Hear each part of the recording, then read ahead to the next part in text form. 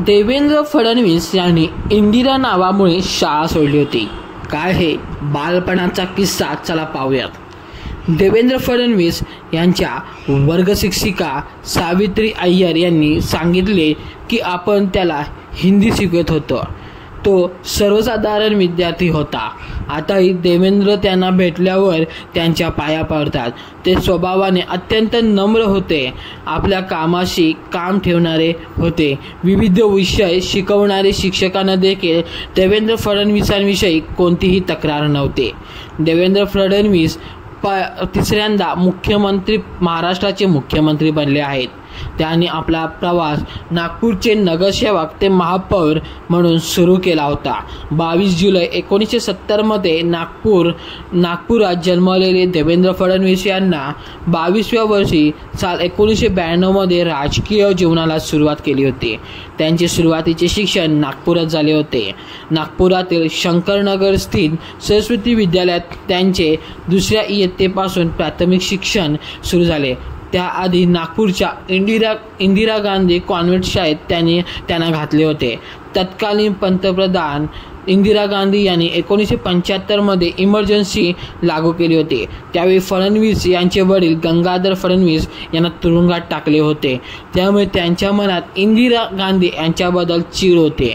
फडणवीस यांनी इंदिरा कॉन्व्हेंटमधून आपले नाव काढायला भाग पडले आणि सरस्वती शाळेत प्रवेश घेतला। फडणवीस यांचे बालपणीचे मित्र डॉक्टर निश्चित विजय, विवेक मिश्रा, मुकुल बरानपुरे यांनी सांगितले की अभ्यासात देवेंद्र फडणवीस सर्वसाधारण विद्यार्थी होते। शाळेपासून 1 किलोमीटरवरच त्यांचे घर होते। कधी सायकलवरून तर कधी ते पायी शाळेत जात। ते वर्गात पाठच्या बेंचवर बसायचे। त्यांची वर्गमित्रांशी घट्ट मैत्री होती। त्यामुळे मित्रांच्या चुकीमुळे त्यांनाही मार बसायचा असे त्यांचे मित्र असायचे।